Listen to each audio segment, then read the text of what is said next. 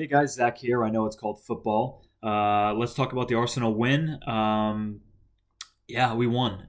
We scored a goal. um, Hell is frozen over. It wasn't.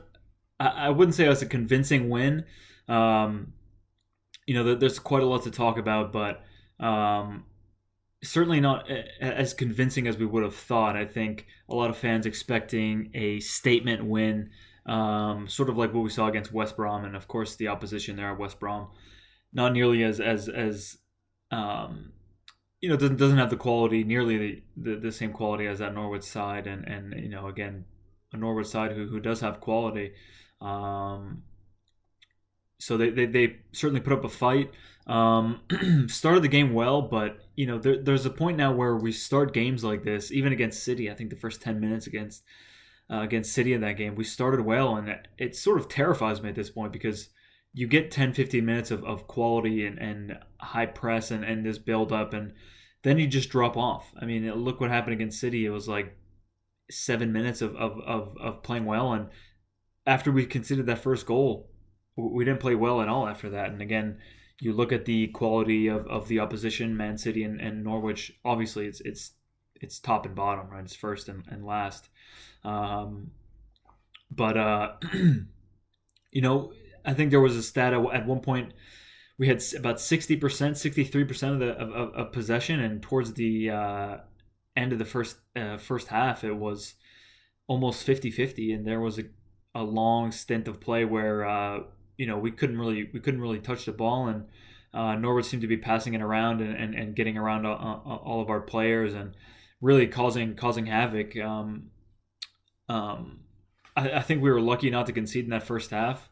Again, it was a game of luck. I think you could say that. Norwich, I think, probably unlucky not to get a point. Arsenal a bit lucky to win. I mean, the goal we scored was scrappy, but look, when you're a team out of form like Arsenal are, I mean, both of these teams, three losses, potentially. I mean, obviously we could have drawn, but one of these teams most likely was going to be losing four games in a row, and for a club like Arsenal, it would have been completely unacceptable, and the manager would have known that, the players would have known that, and for now, I think his Mikel Arteta's skin is saved, and it's the fire is there. It's lit under him, and the pressure's not going to go away until he's going to have to put a run of games together, and I think Burnley is going to have to be that statement win. And by statement, I mean it's got to be comfortable. It's got to be a comfortable win. 3 goals, 2 goals. Conceding would not be good. Especially if it was if we concede a goal like we scored against Norwich today, then you can put it down to perhaps unlucky or whatever the case may be. But we certainly were lucky, I think, to get that goal. And again, it was a game of luck. I think Tim Krul, I mean, he just found this old form. I mean, Tim Krul was never a bad keeper. He was always a quality keeper. The time he had at Newcastle, and obviously his international career. But you have to say that Aubameyang chance in the first half, a bit awkward on the left. It looks like he tried to chip and just kind of curve it a little bit, and it was a great save. And Emil Smith Rowe in the second half, I think obviously he has to do better. He knows it. He was pretty much through on goal there and beat the last defender, and I think he knows that he should have conceded that. Should have scored that. You could see the look on his face, and he threw his arms up. Pepe hit the post. It came off the post twice. I think in the second half, Saka was pretty unlucky not to curl that shot in. So again, I don't want to talk too much about luck and unlucky, but certainly, sometimes that's the way it is with football, and Arsenal have the 3 points. That's all that matters. I certainly don't care that how we got it, but certainly flaws of how this team is playing are still there. We looked good, but again, it's all due respect to Norwich. It is a team you expect Arsenal to beat at the end of the day, and certainly a team that's lost three in a row. Yes, we've lost three in a row also, but Arsenal Football Club, you expect them to beat teams like this. And speaking of teams that we're expected to beat, Burnley are next. Again, statement win. You want confidence going into that Spurs game, because Spurs might have hilariously lost today 3-0 to Crystal Palace. I thought that was absolutely hilarious when I saw the score. You'd love to see that. Spurs losing, Arsenal winning. People can say what they want about the league table, and it's 4 games. You wouldn't see Arsenal fans bragging about being above Spurs after 3 games, after 4 games, because Arsenal fans, we really don't think of Spurs. It's just not a thought that I have of being above them. It's just normality. That's the way it is. So forget those guys. Having a win against Burnley, getting that confidence going into that game, because I might joke around about Spurs, but look, they do have some quality players. They're a top side. I'm not sure if Son's going to be back for that, but North London derby, obviously everyone's always up for it. Certainly Harry Kane will be up for it. So I can make a video about that in the future before that game. I'd like to start doing that, making videos, maybe shorter videos, just about predicted lineups and what I think the outcome may be, etc. I just want to talk about the players and the players' performance, starting with Ramsdale. For whatever reason, I had a hunch that he would start. I'm not quite sure why. You spend quite a bit of money on a goalkeeper. Unless you're Chelsea, you're going to be playing them. You expect them to be starting, and we did spend money on quite a bit of money on Leno, but that was a couple of years ago. Here you have this younger goalkeeper. Mikel Arteta, obviously a goalkeeper he wanted very badly.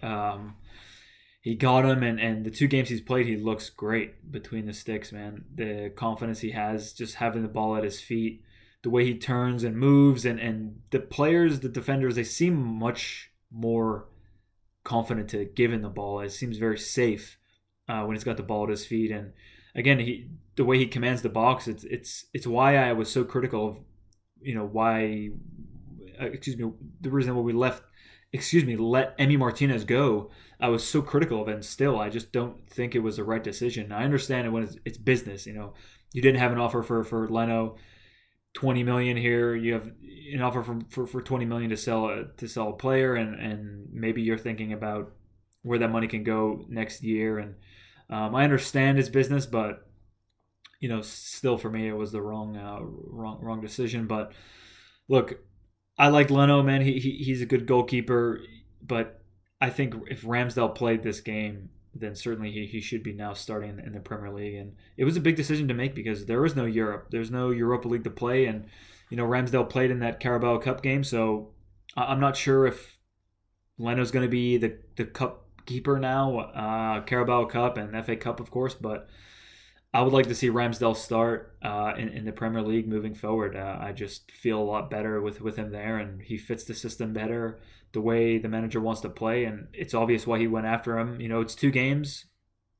but certainly, excuse me, much more confident seeing Ramsdale between the posts there. Let's talk about Tomiyasu. He had the only way his debut would have been better is if perhaps he stayed on for 90 minutes, but you understand substitutions like that.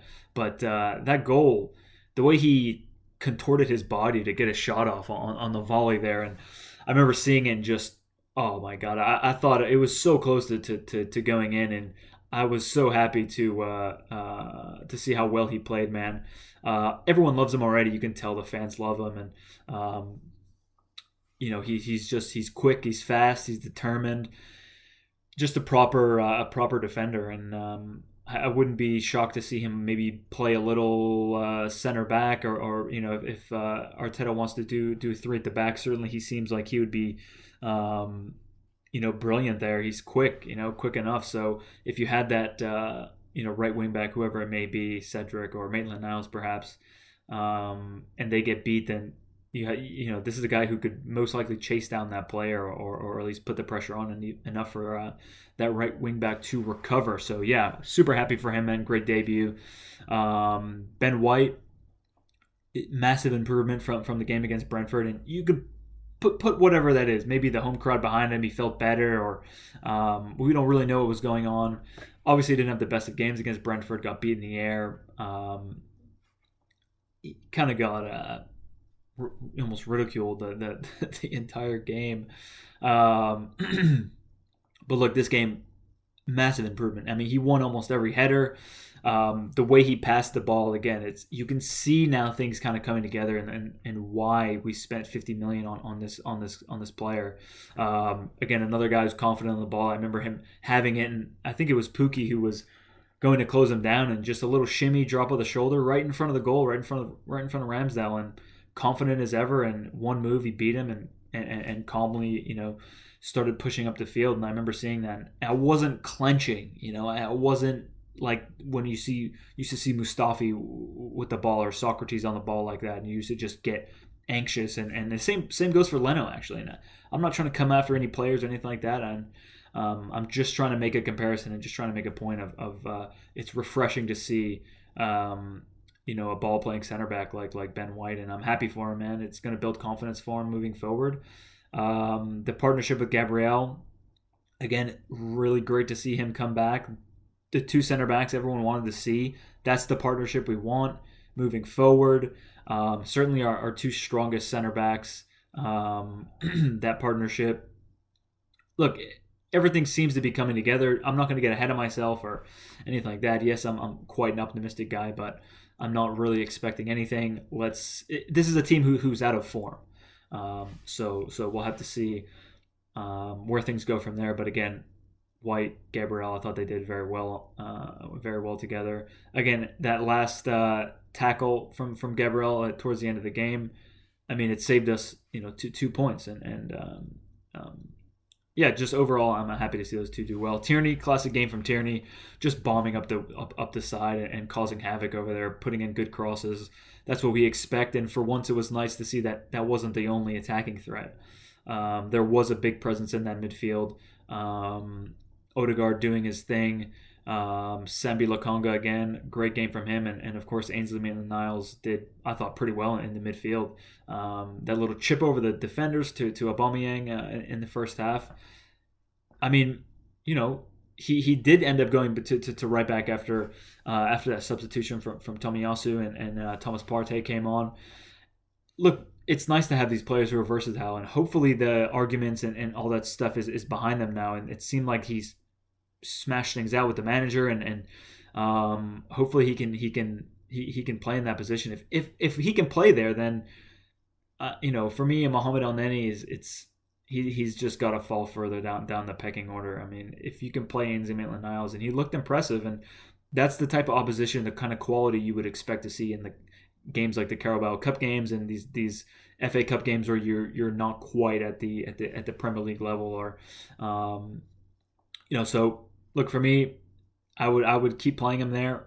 Maybe not now. I mean, certainly Sambi Lokonga and Thomas Partey, the two players you expect to start in that midfield. And look, everyone knows I'm a big fan of Granit Xhaka, but I think the first video I made actually was about his contract extension, and how I said it was a good thing. And it's just, I'm not going to get into it, but let's just say I perhaps don't feel as strongly as I did when I made that video. Whatever it was, a month and a half ago or so. Bukayo Saka, look, star of the game, really. I mean, he's just so talented, man. So quick, just wreaks havoc wherever he is, left side, right side of the pitch. He roams around that number 10. I think unlucky not to score today, but look, he did well alongside Martin Odegaard, of course, pulling the strings, man, showing his worth. 35 million for a player of that quality.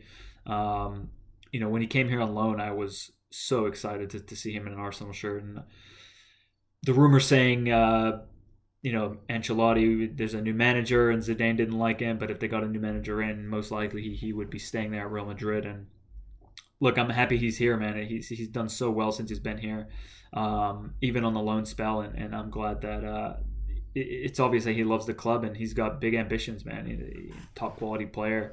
I would love to see him go on and have a super successful career here at Arsenal. It would be brilliant to see that. Nicola Pepe, I don't know, man. Just disappointing for me. Um, he's really got to find his just the first touch is sometimes it's just so disappointing for a professional footballer, but for a guy who costs over 70 million pounds, you expect feathery quality touch every single time, and maybe every once in a while a heavy touch, but I don't know, man. It just the dribbling it doesn't work enough. Not that it doesn't work all the time, or but it just doesn't work enough for me. I was talking to someone on Twitter, about Emil Smith Rowe playing on the left and Saka on the right, and he was saying that Emil Smith Rowe's not a winger, and he's obviously better than a number 10. But look, I would prefer Emil Smith Rowe and Saka on the wings, just because I think it's more efficient than having Pepe on either side. That's just my opinion. I think Nicola Pepe is great last season. Last year, he was, the player on form. But look, he should be keeping that form and scoring goals. But other players, I think, not being on top form kind of showed, and maybe he stood out. But look, he's a quality player. I like Pepe, but I think he's got to do a bit better. And I was a little disappointed too. I was a little disappointed in his performance. Last but not least, but Aubameyang with the goal led the line today like a captain. I thought he looked really sharp. Kind of hopefully fully over those sicknesses. I'm not sure how long the malaria will stick with you or COVID. I know Ben White had COVID as well, and he seemed fully recovered. Aubameyang looked really sharp today. Could have had maybe 2 goals. The goal he scored again, like I talked about at the beginning of the video, pretty lucky to get it, but again, you got to be there. Just like the goals he had against West Brom, just a proper poacher goal. Nowhere to be, know where the ball might be and put yourself in that position. And look, we saw Ronaldo do it today, and that's just what good players do. That's what quality players do. So hats off to Aubameyang for leading the line and scoring the goal and at the end of the day getting the win for us. Just a couple substitutions we'll talk about. Of course, Thomas Partey came on, changed the game. Him and Emil Smith Rowe obviously made the difference. And I'm not sure if he would start against Burnley. Certainly, you might see, maybe you want to see him start and take him off around 60, 70 minutes, or perhaps put him in where at the same time we did today and let him make that difference and then start him against Spurs. But certainly, if he's not injured, Sambi Lokonga and Thomas Partey against Tottenham. Is I think the partnership you need. But again, Ainsley Maitland-Niles is a London boy, been at this club a long time. He knows what it's like to play against Spurs. I'm sure he loves to play against Spurs, and he's a guy who can go in there, put a challenge in, and break up the play. And I think he'd do well in the midfield against Spurs. They got some quality there. But it depends, man. It's nice to have options, and again, I'm just happy to see that Ainsley Maitland-Niles did well there. Cedric coming on, did all right, man. I think that the block that he had at the end of the game as well was quality, and might have saved us 2 points. But look, in terms of right back, Tomiyasu for me, just after this game, I saw enough to cement it. And he came in, I think 1 training session, two training sessions maybe, and you saw him put in right away. Looked like he'd been there all preseason. And it just speaks to his quality and his determined and how determined he is, to do well, and just the quality of player he is. So for me, no Chambers, no Cedric. Tomiyasu's got to be starting at that right back position, barring any change of form or anything like that, like a back 3. But even if there was a back 3 or back 5 with the wing backs, I would like to see Ainsley Maitland-Niles as a right back, and no more Cedric at right back, right wing back for me. Just one more thing before I go. The positives of I heard some fans talking about how we created a lot of chances. Perhaps we should have had 3 goals, which I think we should have. Tim Krul made some good saves, but certainly a team on form would be putting them away. You saw the goals Man United scored. Bruno Fernandes, obviously, the quality of that guy. I mean, he's certainly. Ronaldo is now playing in this league, but he's got to be one of the top 3, top 2 players in the league easily. He showed it again today. He's just a brilliant player. But the Lingard goal as well, that's a player on form, and you saw how quickly he got the ball out of his feet. Boom, slotted it home, side foot, keeper no chance.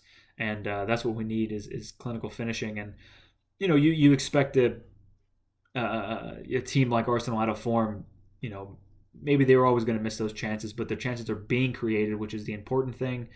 30 shots, 7 on target. Look, 30 shots is a lot of shots, and for a team that's lacking a goal threat, look, the effort is there, the quality is there, and the form will follow up hopefully against Burnley, and again moving into Spurs is going to be the real test, and that's when the statement needs to be made. We expect to win against Burnley. We expect to win against Norwich, despite the fact that we're out of form, despite the fact that we lost 3 in a row. The Spurs game is certainly going to be. It's going to be a way for the manager to get fans off his back and get a little bit of pressure off his back, because losing against Spurs is one thing, but 4 losses out of 6 games, that's unacceptable for me, and I don't think it would get him the sack, but certainly if he hasn't already lost the majority of the fans, then that'd be a good way to lose to lose even more. So, all right, that's it from me, guys. Thanks so much for watching. If you made it this far, I really do appreciate it. I'll be back probably another video halfway through the week, just talking about whatever may come up or ideas I have, or just moving forward against Burnley, what I'd like to see. So again, thanks for watching, guys. Appreciate it very much, and I'll see you next time.